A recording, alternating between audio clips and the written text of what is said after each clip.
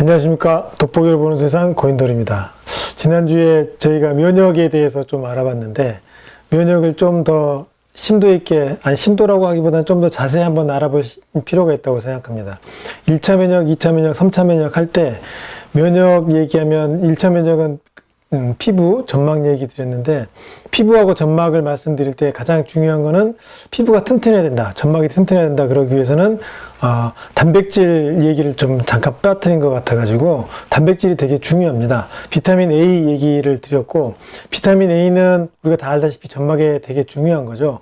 근데 비타민 A만 있어서는 안 되고 반드시 미네랄은 또 아연이 필요합니다. 그래서 비타민 점막에는 단백질하고 비타민 A하고 그다음에 아연하고 또 이제 비타민 C도 같이 관여를 한다고 할 수 있습니다. 이렇게 우리가 쉽게 생각하면 한 가지 가지고는 되지는 않습니다. 그래서 점막을 튼튼하게 하면 되게 좋다는 얘기를 말씀드렸고, 두 번째 이제 면역에서도 2차 면역에서도 제가 이제 말씀드렸던 단백질 또 얘기를 드렸었고, 3차 면역도 항체 얘기할 때도 단백질 얘기를 드렸는데, 이렇게 단백질은 매우 중요합니다. 그뿐만 아니라 우리 몸에서 뼈 튼튼하게 해야 된다. 우리 이제 항체를 만드는 데서 조혈기관이라고 말씀드렸는데, 그 조혈기관에도 우리가 생각할 때 뼈 그러면 칼슘만 얘기하는데 그보다 훨씬 더 많은 게 단백질입니다, 뼈에. 그래서 좋은 단백질이 우리 건강에 되게 핵심이다 라고 말씀을 드릴 수 있고, 또 이제 면역을 올리는 생활 습관에 대해서 몇 가지 말씀드리겠습니다.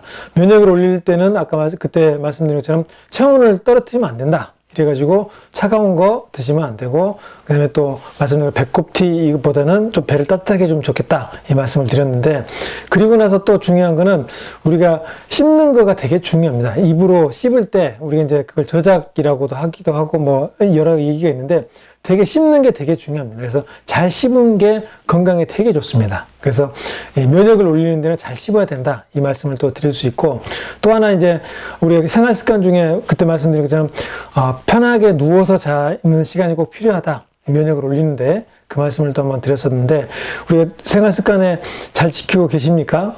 저도 해보지만 항상 쉽지는 않더라고요. 그래서 또 하나 이제 말씀드린 생활 습관이 아까 그 외에 또 하나 말씀드린 게, 진짜 중요한 게 또 하나 있습니다. 우리가 숨을 쉬는 데는 어떻게 숨을 쉬어야 되죠?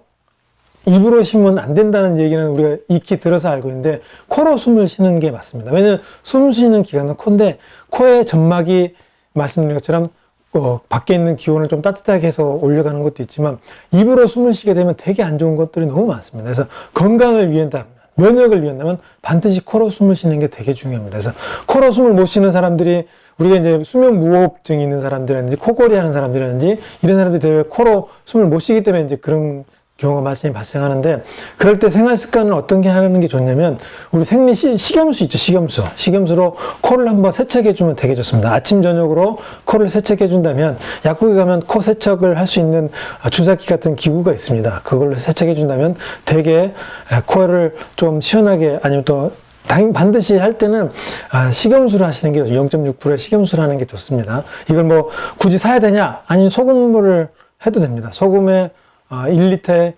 0.6g 정도 넣으면 되니까 그 정도 넣어서 코를 세척해 준다면 되게 좋을 거라 생각이 듭니다.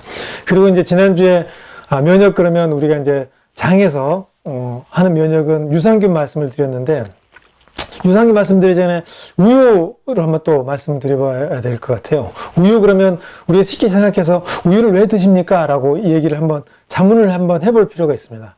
일단 맛으로 먹는다 라고 하면 더 이상 제가 뭐 할 말은 없습니다. 그렇지만 맛이 아니고 어떤 영양이라든지 건강을 위해서 먹는다면 다시 한번 잘 생각해 볼 필요가 있습니다. 왜냐하면 우유는 누가 만드는 거죠? 물론 요즘엔 양도 만들기도 하지만 대부분 소가 생산을 하는 거죠. 그 소가 생산하는 쉽게 얘기하면 우유는 물론 가공을 해서 우유가 되지만, 그 우유가 누구를 먹기 위한 걸까요? 송아지겠죠. 당연히 송아지를 먹이기 위한 건데, 왜 송아지는 그러면 언제 동안 우유를 먹을까요? 사람은 좀 1년간 먹는 사람, 애들도 있고 하지만, 소는 몇 개월 먹을까요? 한번 잘 생각해 볼 필요가 있습니다. 그 우유가 그럼 왜 이렇게 사람을 키울까요?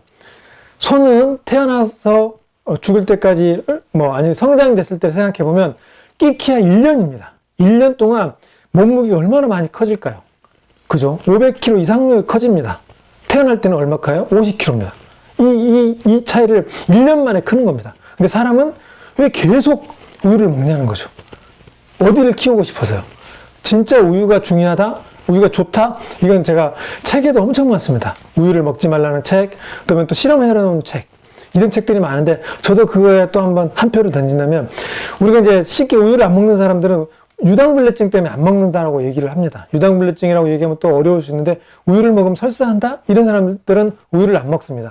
그런데 우유를 먹을 때 설사하지 않는 때는 어렸을 때, 영유아 때는 왜냐면 모유를 먹어야 되기 때문에 우유를 먹어도 설사하지 않습니다. 그렇지만 사람은 그 뒤로는 특히나 백인이 아닌 동양인이나 흑인들은 우유를 먹으면 설사를 하는 게 일반적인 유당불내증입니다. 왜냐면 설사하지 않으면 유당불내증이 없냐? 그것도 아닙니다. 설사하지 않는다고 해서 유당을 분해할 수 있냐? 그거 아니라고 생각합니다. 그래서 우유를 먹으면 유당을 분해하지 못하면 몸이 산성화됩니다. 그 몸이 산성화되면 우유 속에 들어있는 칼슘을 또 가져와야 되고 우유 속에 있는 칼슘이 안 좋으면 몸속에 있는 또 칼슘을 가져와야 되거든요. 이렇게 우유가 좋다, 안 좋다라고 따진다면 제가 또 다음 시간에 좀 더 구체적으로 말씀을 드릴 수도 있겠지만 우유는 저는 권하지 않는 식품 중에 하나입니다. 그리고 우유를 먹을 때 뭐 좋은 살균 우유냐, 고운 살균 우유냐 이런 책들도 되게 많거든요. 한번 우유를 다시 한번 곰곰이 한번 생각해 보시고 미국에서는 이런 책도 있습니다. 우유가 애들 식단에 들어가고 성인이 우리가 먹게 된 이유는 낙농업자들의 로비에 의해서다. 이런 책을 쓴 학자들도 있거든요. 학자라고 해야 될지는 모르겠습니다만 어쨌든 그 경제학자가 되게 유명한 사람이 그런 얘기를 또 했습니다. 그래서 그거 다시 한번 생각해 보시고 유산균 얘기를 잠깐 언급하고 다음 주에 좀 더 구체적으로 유산균이 얼마나 우리 몸에서 어떤 유산균을 먹어야 되고 어떤 역할을 하는지 한번 또 구체적으로 말씀을 드릴 시간이 있을 텐데 유산균 그러면 우리가 실제로 보면 우리 몸에 산성화 만드는 게 유산균입니다. 근데 그거를 한 단계 더 업그레이드 했다 해서 요즘에 프로바이오틱스 이렇게 얘기를 합니다. 프로바이오틱스는 유산균보다 좀 더 다르게 얘기하면 우리 몸에 균총을 좀 좋게 해준다. 우리 몸에 유익한 걸 많이 해준다. 그래서 뭐 유익균, 유해균 따진다면 유익균을 차원에서 얘기할 때 이제 프로바이오틱스 얘기합니다. 근데 이 유산균 얘기할 때는 반드시 먹이가 있어야 됩니다. 우리 몸 속에는 당연히 균총을 맞추고 있겠죠. 균총이라면 유익균, 유해균 총수입니다. 그러니까 유해균이 우리 몸에 반드시 있어야 됩니다. 나쁜 역할을 하지 않게만 해주면 되거든요. 그 역할을 해주지 않게 하는 게 바로 유익균하고 유해균의 서로 이렇게 밸런스를 맞추고 있으면 우리 몸에 전혀 문제가 없습니다. 유익균만 있고 유해균이 없다. 그러면 우리 몸은 큰일 날 수도 있습니다. 그만큼 유해균들이 있어야만이 되는데 대신 균총을 맞춰서 우리 몸을 유지하고만 있으면 됩니다. 그 균총을 맞추기 위해서 우리가 너무나 많은 유해균들이 있기 때문에 유해균들을 먹어가지고 우리가 이제 프로바이오틱스를 먹어가지고 우리가 이제 균총을 맞추는 이런 지금 현재 우리가 그래서 유산균을 먹고 있는데 그 유산균은 반드시 프로바이오틱스 요즘에 뭐 워낙 많이 얘기를 나오기 때문에 광고도 너무 많이 하지 않습니까? 그런데 그 프로바이오틱스 할 때는 또 먹이가 되게 중요합니다. 그리고 유산균을 몇 마리 먹었냐? 엄청 중요하죠. 근데 그 유산균을 왜 먹습니까? 장으로 갈 수 있게 하기 위해서 먹는데 장으로 얼마까지 살아가느냐? 그것도 되게 중요하고 장까지 살아가는 것도 중요하지만 또 그러면 얼마나 장에 정착이 잘 되느냐? 여기까지 현재 와 있거든요. 그래서 그런 유산균을 잘 골라서 우리 균총, 장의 균수를 유익균하고 유해균의 균총을 맞춘다면 우리 건강에 되게 중요할 거라고 생각합니다. 그러면 다음 주에 우유하고 유산균에 대해서 좀 더 구체적으로 말씀드리고 제가 말씀드렸던 면역을 올리는 생활습관 꼭 지키시면서 한 주 보내시기 바랍니다. 그럼 돋보기로 보는 세상 고인돌 다음 시간에 뵙겠습니다.